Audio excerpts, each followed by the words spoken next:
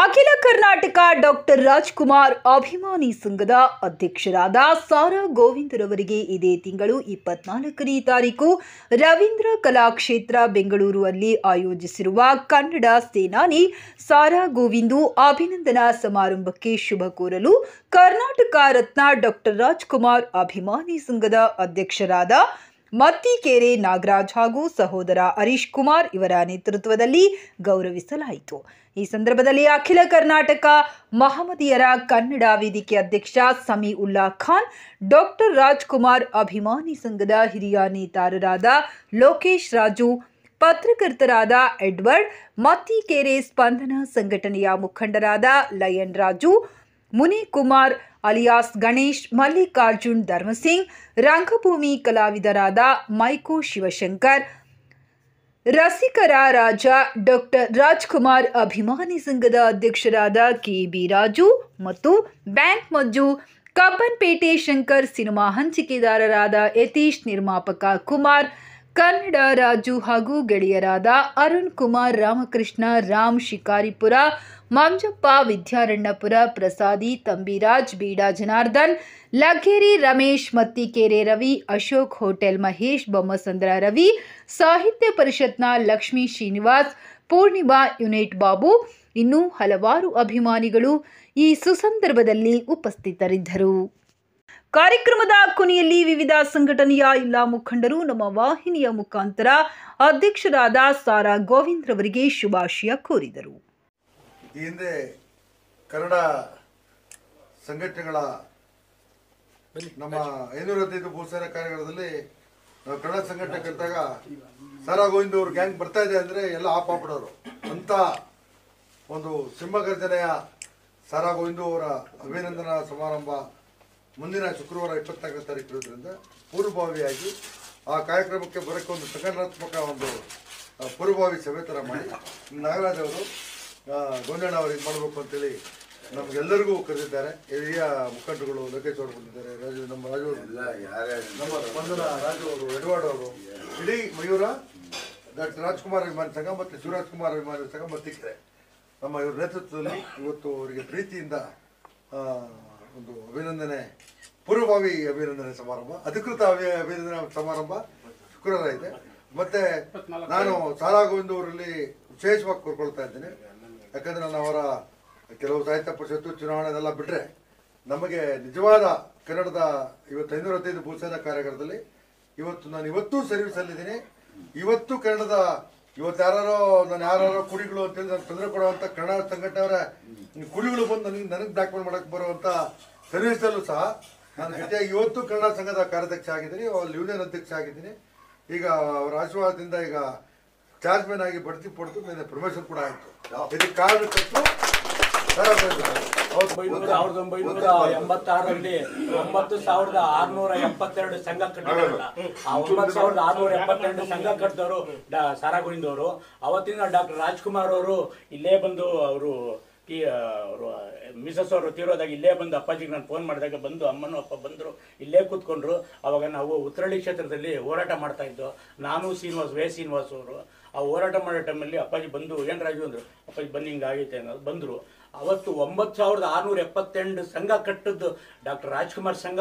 ಆ ರಿಜಿಸ್ಟ್ರೇಷನ್ ಆಗಿರೋ ಸಂಘ ಇವತ್ತು ರಾಜ್ಕುಮಾರ್ ಅಪ್ಪಾಜಿಯವರು ರಕ್ತದಾನ ಶಿಬಿರಿಗೆ ಕೋರ್ಟ್ ಹತ್ರ ಬಂದು ಯಾರಿಗೊಂದು ಸಾರಾ ಗೋವಿಂದ್, ಆ ಸಾರಾ ಗೋವಿಂದ್ ನೇತೃತ್ವದಲ್ಲಿ ಮಾಡಿದ್ರು. ಮೋದಿ ಹಾಸ್ಪಿಟ್ಲ್ ಹತ್ರ ನೇತ್ರದಾನ ಮಾಡಿದ್ರು.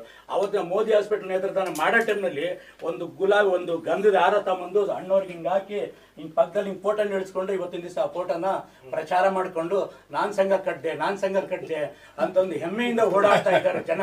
ಇವತ್ತಿನ ದಿವಸ ಸಾರಾ ಗೋವಿಂದ್ ಏನು ಮಾಡಿದ್ರು, ಮಂಡ್ಯದಲ್ಲಿ ಡಾಕ್ಟರ್ ರಾಜ್ಕುಮಾರ್ ಅಂತ ಹೇಳಿ ಕೊಟ್ಟರಲ್ಲ, ಮಂಡ್ಯದಲ್ಲಿ ಫಂಕ್ಷನ್ ಮಾಡಿದಾಗ ಇವತ್ತು ನನ್ನ ಹತ್ರ ಫೋಟೋಗಳಿದೆ. ಮೊನ್ನೆ ಅಣ್ಣ ಕೇಳಿದ್ರು, ಆ ಫೋಟೋಗಳೆಲ್ಲ ತಂದ್ಕೊಡೋರು ಅಂದರು. ಆ ಫೋಟೋ ಅವತ್ತಿನ ದಿವಸ ಸಾರಾ ಗೋವಿಂದ್, CBS ಶಾಸ್ತ್ರಿ ಇವರಿಬ್ಬರನ್ನು ಸೇರಿ ಅವತ್ತಿನ ದಿವಸ ಅಣ್ಣವ್ರಿಗೆ ಹಾರ ಹಾಕಿ ಅವತ್ತು ಮಾಡೋ ಟೈಮಲ್ಲಿ ಯಾರೂ ಇರಲಿಲ್ಲ. ಅವತ್ತಿನ ದಿವಸ 50 ರೂಪಾಯಿ ಮಾಡಿದ್ರು, ಏನಕ್ಕೆ ಟ್ಯಾಕಿಸ್ಗೆ ಇದು ಮಾಡಿದ್ರು. ಅವತ್ತಿನ ದಿವಸ ಅಣ್ಣ ಬಂದಿರೋ ಟೈಮಲ್ಲಿ ಸಿದ್ದರಾಮಯ್ಯವ್ರು ಬಂದು ಅಣ್ಣವ್ರೆ ನಮ್ಮದು ತಪ್ಪಾಯಿತು, ದಯವಿಟ್ಟು ನಾನು ಇದರಲ್ಲಿದ್ದೆ ಅಂತ ಅಂದಾಗ ಅವಾಗ ಗೋವಿಂದಣ್ಣವ್ರು ಹೇಳಿದ್ರು, ಅವ್ರು ನಿಂತಿದ್ದು ಬನ್ನಿ ಅಣ್ಣ ಮೇಲೆ ಅಂತಂದು. ಅವತ್ತಿನ ದಿವಸ ಹೇಳೋ ಟೈಮ್ ಸಿದ್ದರಾಮಯ್ಯನವರು ಗೋವಿಂದರ ಬನ್ನಿ ಮೇಲಿಕ್ಕೆ ಅಂತೇಳಿ ಪಕ್ಕದಲ್ಲ ಅಣ್ಣವ್ರ ಹತ್ರ ನಿಲ್ಲಿಸಿ ನಾನು ಅಲ್ಲೇ ಇದ್ದೆ, ಅಮ್ಮನ ಹತ್ರ ನಿಲ್ಲಿಸಿ ಹೇಳಿದ್ರು ಇವತ್ತು ಸಾರಾ ಗೋವಿಂದ್ ಇದಂದರೆ ರಾಜ್ಕುಮಾರ್ ಸಂಘ. ಸಾರಾ ಗೋವಿಂದ ಅಂದರೆ ರಾಜ್ಕುಮಾರ್ ಸಂಘ, ನಮ್ಮದು ಯಶವಂತಪುರ ಪಾದಚಾರಿಗಳ ವರ್ತಕರ ಸಂಘ. ಅವಾಗ ನಾವು ಪಾದಚಾರಿ ವರ್ತಕರ ಸಂಘ ಯಶವಂತಪುರದಲ್ಲಿ ಕಟ್ಟಾಗಿವ್ರ ಅಣ್ಣ ರೆಹಮಾನ್ ಖಾನ್ ಅವರೇ ನಮಗೆ. ಆಮೇಲೆ ರೆಹಮಾನ್ ಖಾನು, ಆಮೇಲೆ ಇವರು ಯಾರು ನಮ್ಮ ರಾಮದಾಸು ನಮ್ಮ ಇವರೆಲ್ಲ ಸೇರ್ಕೊಂಡು ನಾವು ಸಂಘ ಕಟ್ಟಿರೋ ಅವತ್ತಿನ ಶಿವಣ್ಣ ಕಟ್ಟಿರೋ ಸಂಘ. ಅದು ಕಟ್ಟಿದ್ಮೇಲೆ ನಾವು ಅವತ್ತಿನ ದಿವಸನೇ ರಿಜಿಸ್ಟ್ರೇಷನ್ ನಮ್ಮದೇ ಆಗಿದ್ದು, ಫಸ್ಟ್ ನಮ್ಮದೇ ಆಗಿದ್ದು. ಸಾರಾ ಗೋವಿಂದ ಅವರು ಮಾಡಿದ್ರು ಅಂತ ಹೇಳಿ ವೆಂಕಟರಮಣ ಚೌಟ್ರಿ ಒಳಗೆ ಆದಾಗ ರೆಹಮಾನ್ ಖಾನು, ನಾನು, ಗೋವಿಂದಳ್ಳಿ ದೇವೇಗೌಡರು ಇವರೆಲ್ಲ ಸೇರಿಕೊಂಡು ಅಧ್ಯಕ್ಷರು ಸಾರಾ ಗೋವಿಂದ ಆಗಬೇಕು, ಟಿ ವೆಂಕಟೇಶು ಕಾರ್ಯದರ್ಶಿ ಆಗಬೇಕು, ಸಿ ವಿ ಎಸ್ ಗೌರವ ಅಧ್ಯಕ್ಷರಾಗಬೇಕು ಅಂತೇಳಿ ಘೋಷಣೆ ಮಾಡೋದು. ಸಾರಾ ಗೋವಿಂದ ಅವ್ರ ಬಗ್ಗೆ ಹೇಳ್ಬೇಕು ಅಂದ್ರೆ ಹಲವಾರು ಚರಿತ್ರೆಗಳಿದಾವೆ. ಯಾರು ಇವತ್ತಿನ ಸಹ ಕೆಲವು ಜನಕ್ಕೆ ಗೊತ್ತಿರ್ತೈತೆ, ಕೆಲವು ಜನಕ್ಕೆ ಗೊತ್ತಿರಲ್ಲ. ಯಾಕೆಂದ್ರೆ ನಾನು ರಾಜ್ಕುಮಾರ್ ಮನೇಲಿ ಅಷ್ಟು ವರ್ಷ ಇದ್ದು ಅಣ್ಣವ್ರು ಕೇಳಿ ಇವತ್ತು ಅಷ್ಟು ವರ್ಷ ಇದ್ದೂ ನಾನು ರಾಜ್ಕುಮಾರ್ ಮನೆಯೊಳಗೆ ಸಾರಾ ಗೋವಿಂದ ಅವ್ರ ಬಗ್ಗೆ ಏನು ಅಂತ ನಮ್ಗೆ ಗೊತ್ತಿರೋ ವಿಚಾರಗಳು ಎಲ್ಲ ಜನ ಹೇಳ್ಬೋದು. ಇಲ್ಲ ಅಂತ ಒಳ್ಳೆ ವ್ಯಕ್ತಿ, ಬಟ್ ಏನಂದ್ರೆ ಹೋರಾಟ. ಅದಕ್ಕೆ ನಮಸ್ತೆ. ಇವತ್ತು ಸಾರಾ ಗೋವಿಂದ ಅವರು ಇದ್ದಾರೆ ಅಂದ್ರೇ ನಮಗೊಂದು ಶಕ್ತಿ. ನಮ್ದು ಯಾವುದೇ ಒಂದು ಹೋರಾಟ ಆಗಲಿ, ವೀಲ್ ಆ್ಯಂಡ್ ಆಕ್ಸಿಲ್ ಹೋರಾಟ ಸಾಕು. ಕರ್ನಾಟಕ ಇರೋವರೆಗೂ ಆ ಒಂದು ಹೋರಾಟನ ಮರೆಯೋಂಗಿಲ್ಲ, ನೆನಪಲ್ಲಿ ಉಳಿಯುವಂಥ ಹೋರಾಟ ಅದು. ಕನ್ನಡಿಗರಿಗೆ ಅವತ್ತು ಕೆಲಸ ಆಗಬೇಕು ಅಂದರೆ ಅಧ್ಯಕ್ಷರು ಯಾವುದೇ ಒಂದು ಫ್ಯಾಕ್ಟ್ರಿಗೆ ಹೋಗಿ ನಿಂತರು ಅಂದರೆ ಅಲ್ಲಿ ಅವ್ರು ಬರ್ತಾ ಇದ್ದಾರೆ ಅಂದರೆ ಅಲ್ಲಿ ಕೆಲಸ ಆಗಿರೋದು. ಸುಮ್ಮನೆ ಅವರು ಬಂದು ಸುಮ್ಮನೆ ಒಂದು ಮಾತಾಡ್ಕೊಂಡು ಹೋಗ್ಬೇಕಾಗಿತ್ತು. ಯಾಕಂದರೆ ಅಷ್ಟು ಒಂದು ಶಕ್ತಿ, ಮೂರನೇ ಶಕ್ತಿ ಅಂತ ಕರಿತಾ ಇದ್ದಿದ್ದು ಇದನ್ನು ಬಿಟ್ಟರೆ ಬೇರೆ ಯಾವುದೇ ಸಂಘಟನೆ ಹುಟ್ಟಿರ್ಬೋದು. ಆದರೆ ಆ ಸಂಘಟನೆಗಳಿಗೆಲ್ಲ ಮಹಾರಾಜ ಶಕ್ತಿ ಅಂದರೆ ಅದು ನಮ್ಮ ಅಧ್ಯಕ್ಷರು. ಅವರ ಕನ್ನಡ ಪರ ಹೋರಾಟ ಆಗಿರ್ಬೋದು, ಕನ್ನಡಿಗರಿಗೂ ಏನೇ ಅನ್ಯಾಯ ಆಗಲಿ, ಒಂದು ಯಾವುದೇ ಒಂದು ಫ್ಯಾಕ್ಟ್ರಿನಲ್ಲಿ ಕನ್ನಡಿಗರಿಗೆ ತೊಂದರೆ ಆಗ್ತಾ ಇದೆ ಅಂತೇಳಿ ಸುಮ್ಮನೆ ಒಂದು ಅರ್ಜಿ ಎಲ್ಲ ಅಧ್ಯಕ್ಷರನ್ನು ಕಂಡ್ರೆ ಅಲ್ಲಿ ಕೆಲಸ ಸಂಪೂರ್ಣಗೊಳ್ತಿತ್ತು. ಇದು ಡಾಕ್ಟರ್ ರಾಜ್ಕುಮಾರ್ ಅವರ ಪ್ರೇರಣೆಯಿಂದ ಇವತ್ತು ಅವ್ರಿಗೆ ದೇವರು ಆಯುಷು, ಆರೋಗ್ಯ, ಸುಖ, ಶಾಂತಿ, ನೆಮ್ಮದಿ ಎಲ್ಲ ಕೊಡಲಿ. ನಮ್ಮ ಅಭಿಮಾನಿಗಳ ಆಸೆ ಎಲ್ಲರದ್ದು ಅಷ್ಟೇ, ಎಲ್ಲರ ಪರವಾಗಿ. ನಮಸ್ಕಾರ, ನಾನು ಮೈಕೋ ಶಿವಶಂಕರ್ ಅಂತ, ರಂಗಭೂಮಿ ಕಲಾವಿದ. ನಮಗೆ ಇಲ್ಲೆಲ್ಲ ಸೇರಬೇಕು ಅಂದರೆ ಕಾರಣ ಡಾಕ್ಟರ್ ರಾಜ್ಕುಮಾರ್ ಅವರ ಬಗ್ಗೆ ಇರೋ ಅಭಿಮಾನ.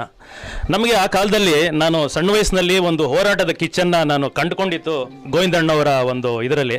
ವೀಲ್ ಆ್ಯಂಡ್ ಆಕ್ಸಲ್ ಹೋಗ್ಬೇಕಾದ್ರೆ ಫಸ್ಟು ಕಬ್ಬನ್ ಪಾರ್ಕ್ ಹತ್ರ ಸೇರಿದ್ವಿ, ವಿಧಾನಸೌಧದ ಎದುರುಗಡೆ. ಆಗ ಗೋವಿಂದಣ್ಣವ್ರು ಕರೆ ಕೊಟ್ಟರು, ಎಲ್ಲ ಅಲ್ಲಿ ಬನ್ನಿ ವೀಲ್ ಆ್ಯಂಡ್ ಆಕ್ಸಲ್ ಹತ್ರ. ನಾವು ಬಾಡಿಗೆ ಸೈಕಲ್ ತೊಗೊಂಡು ವೀಲ್ ಆ್ಯಂಡ್ ಆಕ್ಸಲ್ ಹತ್ರ ಹೋದು. ಅದು ಮೋಸ್ಟ್ಲಿ ಇಂದಿರಾ ಗಾಂಧಿ ಅವರು ಕೊನೆಯ ಭೇಟಿ ಅನಿಸುತ್ತೆ ಅಲ್ಲಿಗೆ, ವೀಲ್ ಆ್ಯಂಡ್ ಆಕ್ಸಲ್ ಉದ್ಘಾಟನೆ ಮಾಡೋದು ಅದಾಗಿರ್ಬೋದು. ಮತ್ತು ನಮ್ಮ ಕಾರ್ಖಾನೆಗೆ ಅಧ್ಯಕ್ಷರಾಗಿ ಬಂದರು, ಮೈಕೋ ಕನ್ನಡ ಸಂಘಕ್ಕೆ ಅಧ್ಯಕ್ಷರಾಗಿ ಬಂದಾಗ ಅಲ್ಲಿ ಸಾಕಷ್ಟು ಕನ್ನಡ ಹೋರಾಟಗಳು, ಕನ್ನಡ ಒಂದು ಕಾರ್ಯಕ್ರಮಗಳು ಕಡಿಮೆ ಆಗಿದ್ದಂಥ ಒಂದು ಕಾಲದಲ್ಲಿ ಇವರು ಬಂದು ಅದನ್ನ ಇನ್ನೂ ಮತ್ತೆ ಹೌದೌದು ಒಳಗಡೆ ಕನ್ನಡ ಸಂಘದಲ್ಲಿ ಎಲ್ಲ ಒಂದು ಕಾರ್ಖಾನೆ ಒಳಗಡೆ ಆಗಬೇಕು ಅಂತ ಮ್ಯಾನೇಜ್ಮೆಂಟ್ ಹತ್ರ ಮಾತಾಡಿ ಆಗಲೇಬೇಕು ಅಂತ ಅವರು ನಮಗೆ ಪ್ರೇರೇಪಣೆ ಕೊಟ್ಟರು. ಹೀಗೆ ನಾನು ರಂಗಭೂಮಿನಲ್ಲಿ ಕಲಾವಿದನಾಗಿದ್ರು ನಾನು ಸದಾ ನಮ್ಮ ಅಭಿಮಾನಿ ಸಂಘನ ಯಾವಾಗಲೂ ನೆನೆಸ್ಕೊತಾ ಇರ್ತೀನಿ. ಹೀಗೆ ರಂಗಭೂಮಿ ಆಗಿರ್ಬೋದು, ಸಾಹಿತ್ಯ ಕ್ಷೇತ್ರ ಆಗಿರ್ಬೋದು, ಕಾರ್ಮಿಕ ಕ್ಷೇತ್ರ ಆಗಿರ್ಬೋದು, ಎಲ್ಲದರಲ್ಲೂ ಹೋರಾಟದ ಒಂದು ಹಾದಿಯನ್ನು ತೋರಿಸ್ಕೊಟ್ಟವರು ಗೋವಿಂದಣ್ಣವರು. ಇವತ್ತು ಮುಂದಿನ ವಾರದಲ್ಲಿ ಅವರ ಅಭಿನಂದನಾ ಕಾರ್ಯಕ್ರಮ ಆಗ್ತಾ ಇದೆ, ನಾವೆಲ್ಲ ಭಾಗವಹಿಸ್ತಾ ಇದ್ದೀವಿ. ಅದರ ಪೂರ್ವಭಾವಿಯಾಗಿ ಇವತ್ತು ಬಂದು ಅಣ್ಣವ್ರನ್ನ ಭೇಟಿಯಾಗಿ ಬಂದಿದ್ವಿ. ಅಣ್ಣ ಶುಭವಾಗಲಿ, ನಿಮಗೆ ಎಲ್ಲ ಒಳ್ಳೆಯದಾಗಲಿ.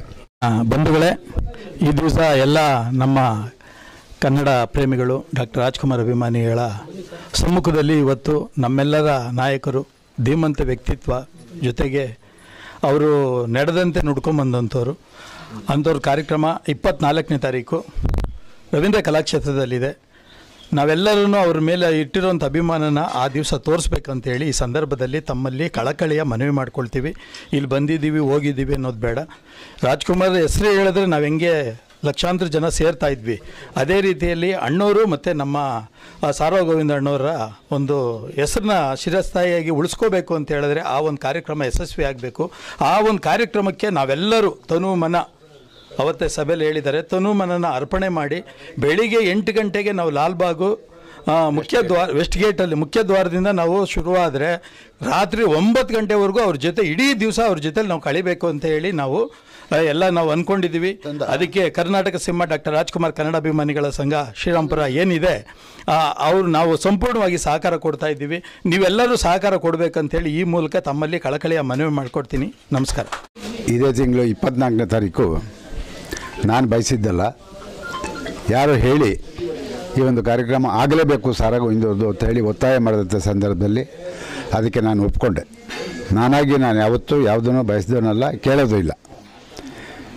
ಸ್ತ್ರೀಗೆ ಎಷ್ಟು ಗೌರವ, ಬೆಲೆ ಇದೆ ಅನ್ನೋದು ಇವತ್ತು ನಮ್ಮೆಲ್ಲರಿಗೂ ಗೊತ್ತಾಗ್ತಾ ಇದೆ. ನಾವೇನು ಮಾಡಿದ್ದೇವೋ ಕೆಲಸ ಅದು ಬೇರೆ. ಅದು ಮಾಡಿರೋ ಕೆಲಸ ಮಾತ್ರ ಕಾಯ ವಾಚ ಮನಸ ಕನ್ನಡದ ಕೆಲಸವನ್ನು ಮಾಡಿದ್ದೀನಿ ಅನ್ನೋ ಒಂದು ಹೆಮ್ಮೆ ನನಗಿದೆ. ಯಾಕೆ ಅಂತ ಹೇಳಿದ್ರೆ ಅವತ್ತಿನ ದಿವಸ ಅಂಥ ಹೋರಾಟಗಾರರಿದ್ದರು. ನಮ್ಮ ರೆಹಮಾನ್ ಖಾನು, ನಮ್ಮ ನಾರಾಯಣವರು, ಮತ್ತು ಹಿರಿಯರಾದಂಥ ಜಿ ನಾರಾಯಣಕುಮಾರು, ಹೋಟೆಲ್ ನಾಗರಾಜರು ಇವರೆಲ್ಲ ಹೋರಾಟ ಮಾಡ್ತಿದ್ರು. ಆದರೆ ನಂದು ಒಂದು ಶಕ್ತಿಯುತವಾದಂಥ ಹೋರಾಟ ಅಂತ ಹೇಳೋದಕ್ಕೆ ಹೆಮ್ಮೆ ಪಡ್ತೀನಿ. ಯಾಕೆ ಅಂತ ಹೇಳಿದ್ರೆ ಅದಕ್ಕೆ ಕಾರಣ ರಾಜ್ಕುಮಾರ್. ಆ ಒಂದು ಹೆಸರೇ ನಮಗೆ ದಿಶಕ್ತಿ. ಅದರ ಅಡಿಯಲ್ಲಿ ನಾವೆಲ್ಲರೂ ಕೂಡ ಅವತ್ತು ಹೋರಾಟವನ್ನು ಮಾಡಿದ್ದು ಇವತ್ತು ಎಲ್ಲರೂ ಕೂಡ ನೆನಪಿಸ್ಕೊಳ್ತಾ ಇದ್ದಾರೆ. ಎಲ್ಲ ಹಳೆಯ ಹೋರಾಟಗಾರರು ಇವತ್ತು ನನ್ನ ಜೊತೆ ಇದ್ದಾರೆ. ಅದು ಒಂದು ಖುಷಿ ಆಗುತ್ತೆ. ಏನೇ ಆಗಲಿ, ಮಾಡಿದ್ದನ್ನು ನಾನು ಮಾಡಿದೆ, ನಾನು ಮಟ್ಟಿದ್ದೆ ಅವೆಲ್ಲ ಹೇಳೋದು ಬೇಡ. ನಾವೇನು ಮಾಡಿದ್ದೀವಿ ಅನ್ನೋದು ಕರ್ನಾಟಕದ ಜನತೆ ಗೊತ್ತಿದೆ, ಸಾಕಷ್ಟು.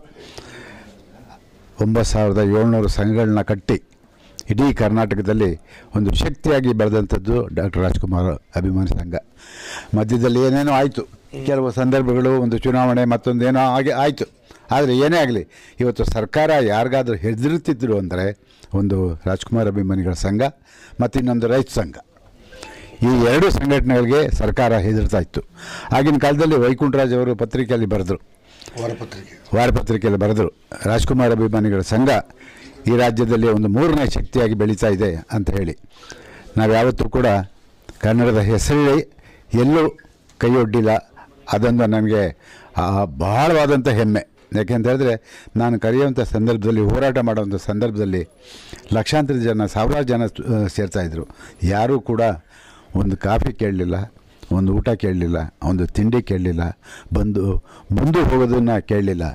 ವಾಲಂಟಿಯರಾಗಿ ಅವರೇ ಸ್ವತಃ ಸ್ವಪ್ರೇರಣೆಯಿಂದ ಬಂದು ಆ ಹೋರಾಟದಲ್ಲಿ ತೊಡಗಿಸ್ಕೊಳ್ಳೋರು. ಅದಕ್ಕೆ ಒಂದು ಶಕ್ತಿ ರಾಜ್ಕುಮಾರ್ ಅವರು.